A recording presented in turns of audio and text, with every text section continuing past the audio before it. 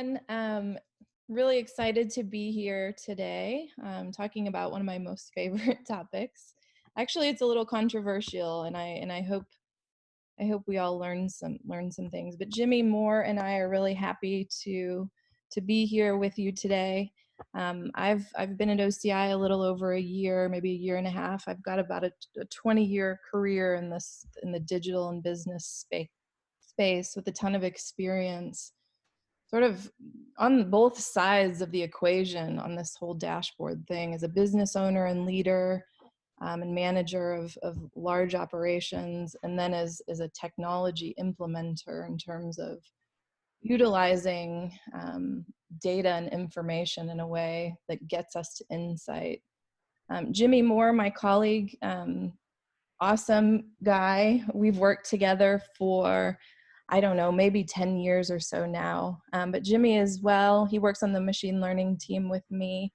He has a ton of experience really turning data into action and insight and transforming information from restful to playful. And so we were going to share with you our experiences today, really in a little couple stories, as a way to kind of help you understand how we think about this and share some insight. So we've constructed the webinar today in a kind of we've got to top 9. So top 9 uncensored learnings, and really they're each around just a story, using our past experience to help articulate a point. So that's what we're gonna do. And Jimmy and I are gonna tag team this, so you'll hear a little bit from me and a little bit from Jimmy. But let's kick this off. So I like to start just sharing a little bit philosophy in terms of how Alice thinks. So you saw the webinar sponsored by Alice.ai. She's a very clever, playful gal in the AI space, and really everything she does is centered on new value always. And I chose this picture for a reason, because I truly believe this is true, and that's a kickboxer. So, if things don't challenge you and challenge your thinking, it usually when you're met with a new way of looking at something, it can kind of sting a little bit, and that sting is really healthy, I believe. And so some of the stories that we'll share here today are stories where we might have felt a little sting, or the business partners that we were working with maybe felt a little sting. And at the end, we all got to a better place. But it's just that constant challenge to be better and to learn and to have a greater aspiration. So that's principle to how Alice thinks. The other principle in her thinking is, things are moving at a very, very rapid pace, and really in technology, it's absolutely true as well. And there's this traditional way of thinking that the biggest of companies will dominate any market, and they'll be the leader. And I think that's not true anymore. And my experience has shown that that's not true at all. It's not about size that matters necessarily. It's about novelty and intuition and challenging yourself to be motivated and create momentum for your business. So a lot of the stories here that you'll see us talk about has that core principle in mind too. And really the third principle or philosophy that Alice embodies, that is core to our thinking, is this concept of prediction and insight. And you hear so much talk about artificial intelligence and machine learning and prediction. And honestly, if you're in the business world and you're not thinking about that, you're probably going to get passed by. It is such a powerful way to exploit information and get to new value in ways that you couldn't even have imagined before. And that's sort of how we're going to construct, or how we have constructed the thinking here around dashboards is, data is great and it serves a purpose, and it's probably one of the most valuable things if used in context of the business problem you're trying to solve. So I chose this picture too as an example, and this is a place in Africa. But really, having an aspiration and leaning out and feeling the fear and doing it anyway is important, and certainly key to Alice's philosophy.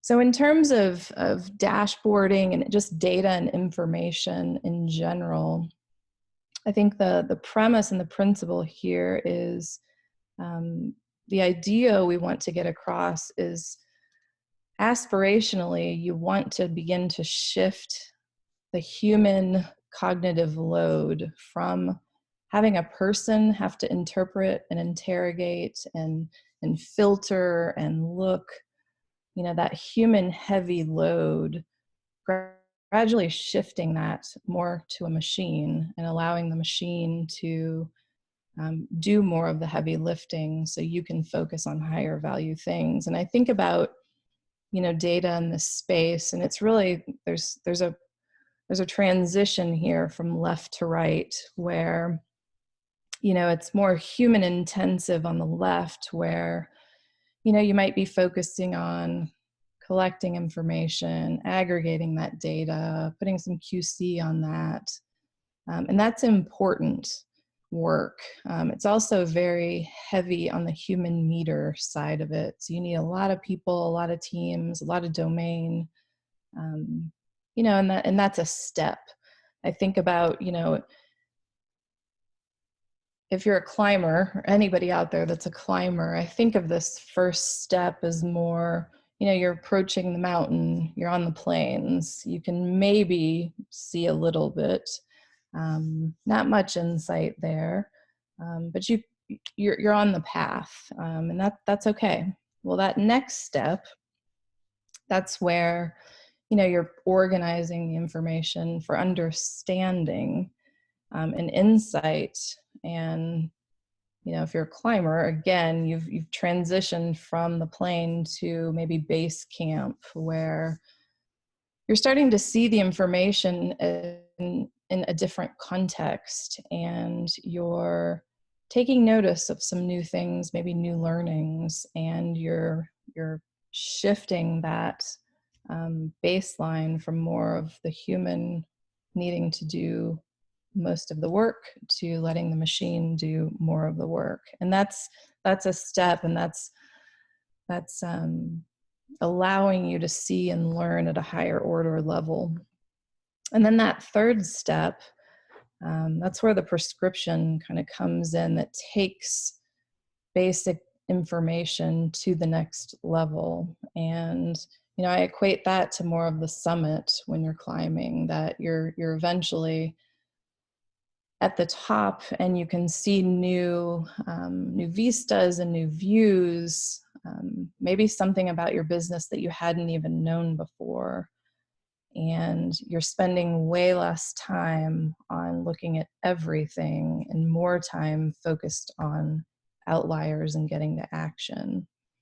And so this process of shifting from left to right really is principally what we'll talk through today as well. And so, there's many dimensions here. I think as human beings, you go through life and, you get accustomed to what we've always done.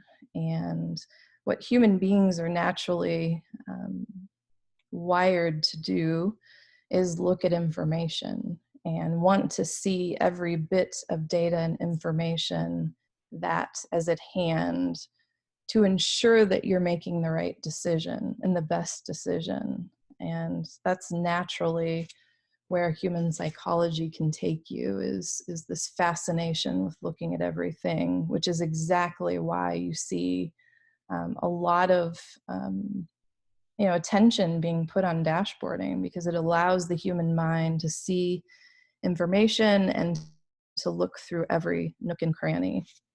And then at some point, you demand more, you want more for yourself. And is it really worth your time? And is the value proposition really there? Is it worth your time to look at every piece of information? Well, probably not. I want more for myself, and I want to spend my time on higher value activities. So that leads me to want to think differently about constructing my data and looking at my data in a way that's much less human intensive, and allow the machine to do much more of the work, so that I can focus my time elsewhere. And some of the examples that we've put together will demonstrate exactly that. But it does take conscious thought, and really forcing yourself to think differently about, why don't I need to look at all of this information? There is a bit of psychology here for sure. And so we'll jump into the learnings now. We've got these structured in a way to go from 9 to 1, with 1 being our most favorite example. But we'll start here with our number 9. Jimmy?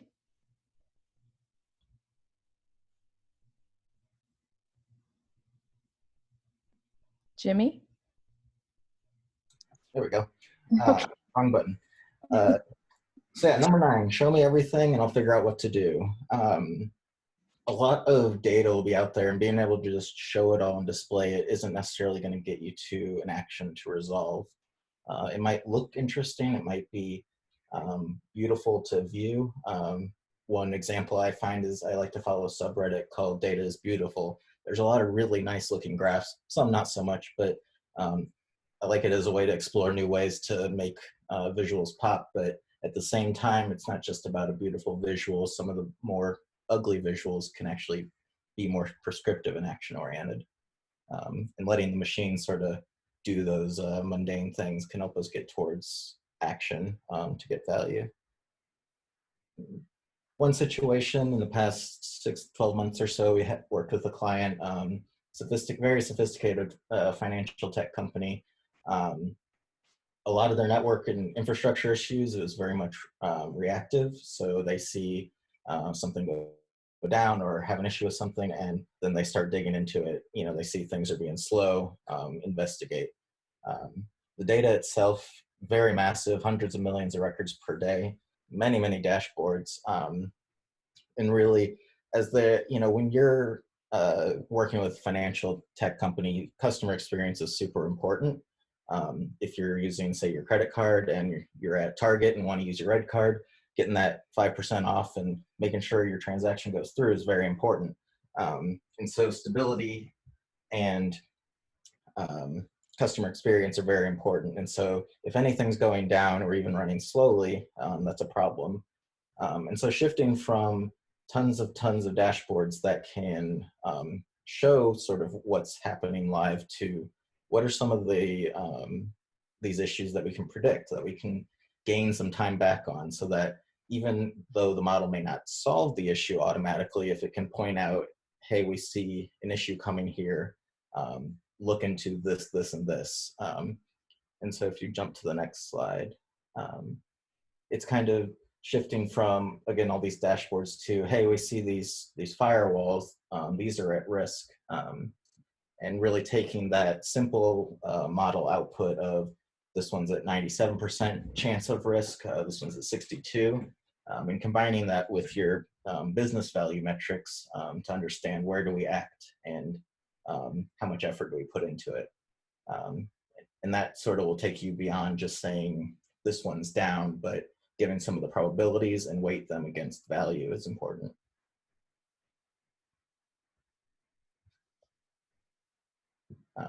You may also be looking at the wrong thing.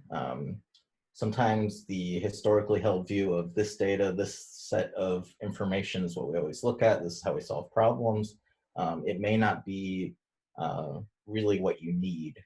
It may get you part of the way there, but um, if it's all you're looking at and you don't push beyond it, you can waste a lot of time not solving all the problems that you possibly could. And so in another example that we have where we worked with a railroad company, they implemented this system called positive train control. And it's required across for certain railroads to run, and it will basically automatically break the train if there's an issue, whether it's due to safety or just something unknown. Um, and so being able to keep trains safe is super important. Both the humans on board, the engineer and the conductor that are operating the train, and the payload itself. Lots and lots of material are being moved every day across the United States and even down in Mexico. Um, and so whenever one of these events happens, the support staff of 6 to 10 or even more people are looking through these logs. They're looking at Excel files, remote devices, pulling things. And again, we have lots of dashboards that show us lots and lots of data. But really, we're able to kind of dig into that and see, while we have maybe 3 different sources of different kinds of logs, um, only one of them wasn't really as useful. It was effectively duplicated as well, and then further enhanced by another log. And so being able to get after the right useful data with AI can help you build the right model that can give you the most value out of it. Um, um, and so moving beyond just seeing all those different logs, but shifting to, if we can classify these events based on a computer looking at all the logs, and say, there was a train was over speed, they were software went wrong, there's faulty hardware. We can have them focus then on, instead of figuring out why the event happened, they can go sort of that next step further where, um, instead of saying, okay, we figured out they were over speed, we can go into training of engineers to better help understand why it was over speed in certain areas, or what tools they need to make them better, or file bug tickets to their software vendors if the root cause was software. And so being able to shift those people from spending their time reading thousands of lines of logs and searching through them to actually adding value to their company is super cool. And so one more example of sort of insights won't just show up if you have enough data. Gathering data is definitely a hard step, and there's definitely value in having a lot of it. But you don't necessarily, as we sort of in our first Mythbusters series talked about, just having a ton of data, or you don't necessarily even need a ton of data. It's not going to solve all your problems. And so sort of centering on the outcome and what metric we're after is important. In our past experience in the ag business, worked in a leading digital agriculture company that helps farmers collect data about their farms, and tons of sophisticated IoT to pull in complicated data to understand what's going on. And so being able to help them do interesting things with their data, and shifting to more prediction and automation. But being able to just have lots and lots of data didn't necessarily get there. While you want to get people enrolled in your service and then shift to your premium services, you also need the data to be good enough, or ready. We call it readiness for your data. Different models and different automation is going to need different levels of data. For some things, you may just need to know where this farm is located. It's in Southern Illinois at such and such GPS. But for others, you need to know, the products that they're planting, the treatments they're applying, what's the weather look like in the past so many years for their operation, and being able to understand not just how much data do you have, but how much quality data do you have, and being able to define what that is, and then drive from the first question of, is that enough? And if it's not, what are the tasks you can do to enrich the data to get it there? And so then being able to pinpoint those actions to increase the readiness and their data, and also help growers understand why this data is valuable and why it's important that they input in certain ways or capture certain things, because it will provide them value at the end of the day. Mhm. Cool. So number 6 here, this is probably a little controversial, and that's why I love it so much. But it's IT can stifle or accelerate innovation. And when you're imagining doing something useful with your data as a company, your first inclination is usually, or can usually be, I need to create a data lake and I need some large infrastructure and I need to get organized. And I'm going to work myself up this mountain once I create the infrastructure and warehouse I need, and apply some services and automation around that, and insight will eventually come to me. And we've lived in companies and we've worked with companies today that is a very prominent way of thinking in this industry, is start with infrastructure and warehousing and eventually get to insight.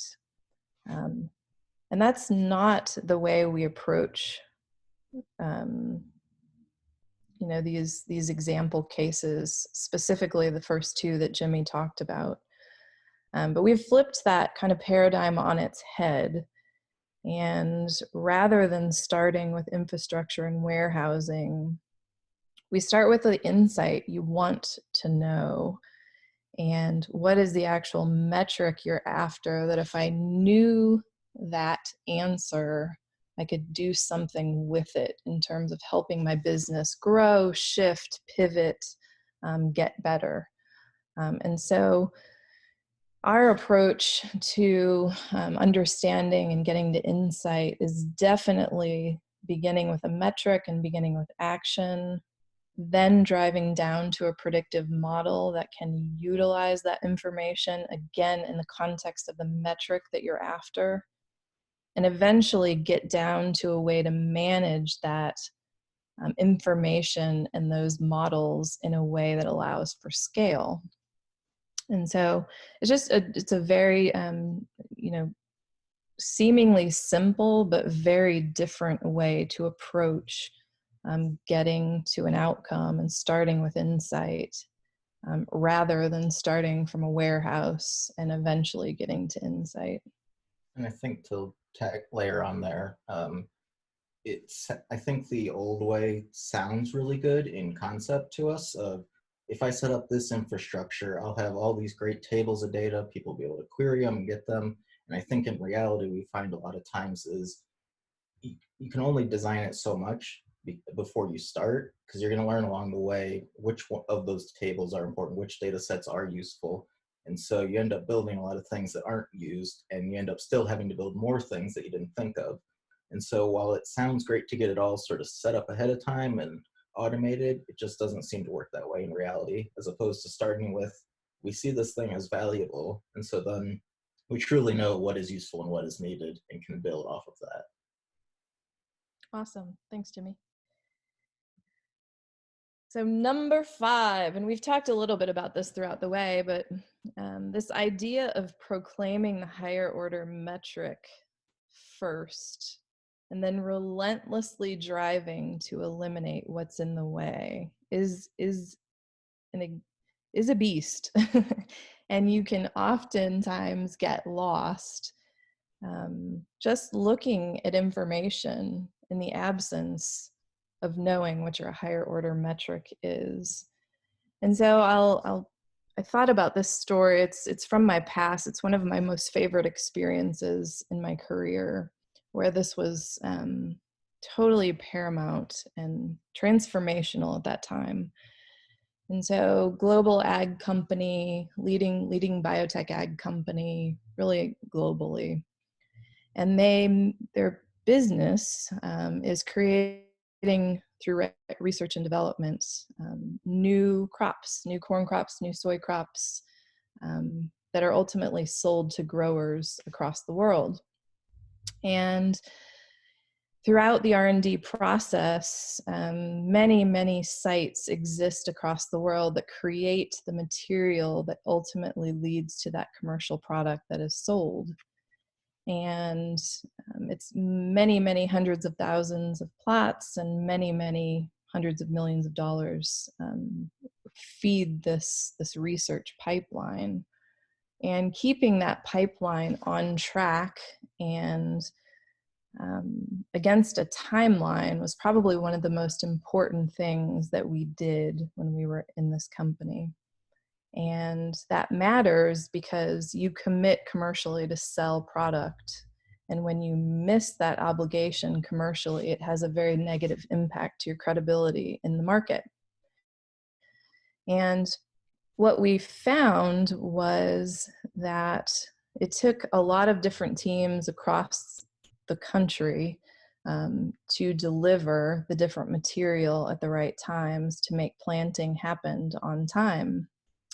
And when planting didn't happen on time, you have a detrimental effect on the outcome, which is yield in this case, that when your crop didn't go in the ground when it needed to because seed was late to arrive, you are from day one having a negative impact to yield at the end of the season that you can't appreciate at the time because harvest happens about 4 to 5 months after you're late. And so lots of data was being generated and managed. Each function had a dashboard. Each function had a process to manage material. And at the end of the day, everyone felt successful in their individual group. There are many teams and handoffs and dependencies. And really what we found looking at a higher level is, but we were still planting late. And the percentage of late planting was not something that we could stomach. But we didn't know that until we established that higher order metric that said, holistically across the program, are we planting late or not? And if we are, what's the percentage of late planting? And until we did that, we were often celebrating success within each function because each function was doing a great job until we saw that higher order metric. And it was really empowering and freeing when the individual teams saw the higher order metric and saw how they could change and learn and what actions they could take to again meet the higher order metric. And so I think the learning here is, you can feel successful and have a dashboard that manages your function, great. And if your function is dependent on the next function in line as in a handoff, having a higher order metric that you're all after and shooting towards really is empowering and kind of takes this concept of understanding data at a higher order to a different level. And it's certainly changed the game in this specific instance, which kind of leads me to the learning number 4. In this same example, that higher order metric that we developed was very punchy.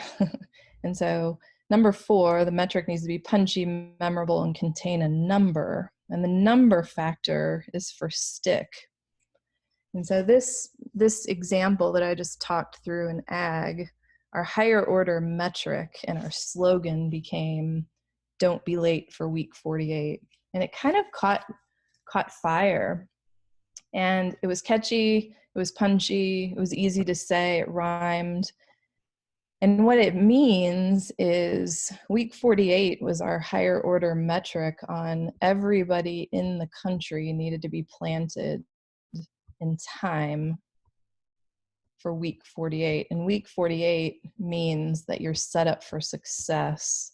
Every seed is in the ground and we're maximizing yield potential at the end of the season for our commercial development pipeline. And I still to this day run into people that I worked with 10 years ago that repeat this slogan. It was such a powerful way to name an organizational goal, enroll people across the organization around that goal, and again, lift up out of your day-to-day measures and always focus on that higher order outcome. Because at the end of the day, some of the work that the individual teams were doing wasn't as value added in terms of meeting this objective. And so we've taken this learning with us, and you'll see us work with people to develop these catchy slogans that ultimately lead to transforming their business. And so the number 3 learning, again, and it kind of springboards from the same example, there's almost always multiple challenges to solve, and it's not just the data. So in this specific example, what we found was, the data was indeed messy. It wasn't perfect, and that ended up being okay. That's not what we focused on. But what we realized is there were a lot of different teams that were dependent on each other that really didn't understand how their work was having a negative effect on the next group's work that was receiving the material. And this concept of, establishing a metric at the higher order, making it catchy, and wrapping an organizational goal around this allowed for such an empowering alignment of teams, and each team to individually kind of rethink their own process to achieve the ultimate outcome. And so what we saw was sort of some healthy competition spring up and some understanding across teams spring up. But again, it all resulted from us getting after a higher order metric, lifting up out of the data and up out of the dashboards into more of an organizational stretch of what are we trying to accomplish and why is it meaningful to our business. And so the number 2 thing here is, it's about empowerment. It's not necessarily about the data and the technicals at all. And in this same example, empowering each team to be responsible for their own work and figure out how to solve the problem in their area led to some pretty cool and amazing results. So we didn't micromanage the teams. We didn't, hold anything above the teams. What we did was set the aspiration, and the aspiration was get planted on time, and here's the metric that we all believe in and are leaning into and need to get to as an organization. And each team took that and kind of created their own identity around it and created their own individual goals on what they were going to specifically do to change and evolve, again, to meet that objective. And what happened was a higher order of aspiration came from each individual team, and they began to do things that we couldn't even imagine them needing to do to solve this problem. And it was actually very beautiful. And I look back and I think, oh wow, that was probably one of the most transformational things that I've ever been a part of. And the how it happened was very interesting to dissect during this exercise here. That it can be super easy to hyper focus on the technicals and the data, and let's do a dashboard and let's look and we'll be brilliant if we do that. Well, maybe not. There's so many other factors that need to be considered when you're looking at your operation and saying, how can I be better? And a lot of that comes down to human beings and empowering people and empowering teams to shift and change. And so the number one thing here, so our biggest learning, I think, of them all is, this dashboard concept and viewing data and information is necessary, right? But it's an intermediate step. It's sort of step one on the evolution from heavy human mind to let the machine do more so I can do more. And I feel like stopping at step one kind of means you lack ambition to want more for yourself and more for your business.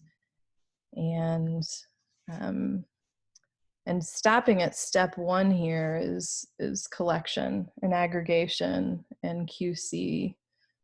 And that's really easy. That can feel easy. You can feel good about it. You can get up every day and, look at the same data you looked at yesterday, but you feel good about it. You're sort of on a wheel doing the same thing the same way every day. And that's not intellectually stimulating. And we want more for ourselves and we want more for our teams. And causing you to consciously shift from the left, which is really easy and heavy human touch and you feel good, to the right, where you empower, using technology, you empower a machine to actually hyper focus on the metric you need to care about. So you don't have to look at everything and you begin to free up your time to help your team and yourself focus on what's next. And what's next is always more interesting than what's today. So Jimmy, do you have any closing comments? I would just ladder onto that to say, just because sort of start to take these extra steps to shift work to the machine, even automating your little steps here and there, and being able to shift on how do I identify, those metrics on being able to take actions. Because that'll, like you said, free you up to be able to do other things and do cooler, interesting things. Cool. So we're loving, we'll take questions, anything you want to ask, we can do questions now in really any dimension, technical or more the organizational change aspect. We would love to entertain questions. So thank you so much. Thank you, Tanya, and thank you, Jimmy. So just type your questions into the chat box that's at the bottom of your screen, and I'll read them aloud as those questions come in. So the first question that we got a few slides ago, but I decided to just hold it to the end. What is the number one learning that people see from their dashboards? Ooh. Well, that's a good question. Number one learning people see from their dashboards. Well, it depends on what you're trying to accomplish. So if you've constructed your dashboard in a way that helps you center on the metric that's most meaningful for your business, then you can learn a lot. You can learn what's getting in your way. You can learn how close you are to your metric, and if you're not as close as you want to be, you can drive action to center on fixing your outliers. But the learning, go ahead, Jimmy. And I think maybe on the flip side of the dashboard is a lot of times just kind of show the data as it is without any statement about it, or maybe not even showing underlying assumptions. I think with a lot of the COVID-19 dashboards and visuals that are all over the internet, a lot of times we just see number of cases, number of deaths, and how they change over time. But through some conversations I've had with people, is some of the more interesting things are, well, what are the assumptions behind this data? Is number of cases truly the total number of cases, or is it really just what we were able to test? Are there variances in testing capacity of different areas and sort of starting to dig at those underlying things of what are the metrics that matter, because simply number of confirmed tested cases might not really get our healthcare teams and our political teams in the right direction and taking the right actions.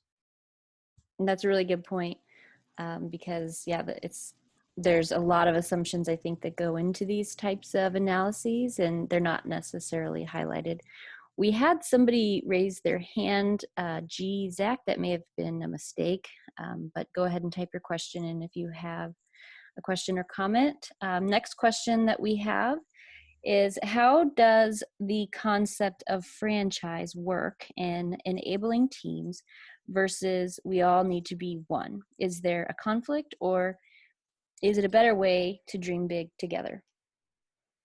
I love this question. So I'll flash back to that story I told about the don't be late for week 48. And the concept of franchises was real. And I'll explain a little bit. Each testing location that existed around the country, and then ex-US as well, had their own sort of identity and had their own spirit, had their own personality, had their own culture, had their own, mojo. And we had a couple choices to help, manage through this transformation of don't be late for week 48. We could have imposed, hey, everybody's got to do this the same way. Here's a template. Here's how we want you to do this, how we want you to operate. And that would have been one way to manage this. Maybe not the most aspirational way. But what we chose to do is view each testing location as a franchise. What a franchise means is you're still associated with the organization as a whole as they were. We were all after the same overall bigger objective. But a franchise is allowed a level of creativity that allows them to maintain their own identity. And what we saw as a result of not imposing one way to do things was a ton of innovation and a ton of creativity, and actually more momentum around achieving the overall objective and goal than we ever anticipated. So that learning there on franchises kind of lends me to have a belief, now in my career that, allowing for independence and authenticity of identity is empowering. If you're all after the same higher order objective, who cares? Let people be, let franchises be, with the expectation that we dream and do and deliver together. So that's, that was, I probably should have put that one in as a learning too, because that was certainly. And to add on, I think it's important too to the way you stated it, where it's also dreaming big together and delivering together, because I think if the incentives are wrong, where if an individual franchise is super successful and then shifting to giving them more and more funding, or whatever the incentive marker is, you can lead to franchises that silo themselves and don't share their secrets, their new exciting innovation, because they want to get the bigger slice of the pie. And I feel like you see this a lot in maybe more academic research spaces where, this one group at such and such university wants to get the funding. So, they're not going to tell the other university what they're working on. But when you can pull it together and share your successes with those other franchises, you'll make them all better and improve that overall metric together. And so making sure there's at least that cross sharing of, hey, this worked really well for us, we were creative in this way, I think is important. One of the themes I'm picking up from a lot of the comments here is that it's not even so much about what's on the dashboard. It's not just the graph and watching, like you were saying, like what we're seeing with the COVID numbers, just seeing the numbers go up. It's really about the things that are coming out of those dashboards that are things that kind of require a human to interpret, but putting the hard work of the data crunching on the machine. Do you think that's a fair way to summarize what you said, Tanya? Yeah, I think it requires human thought up front, right?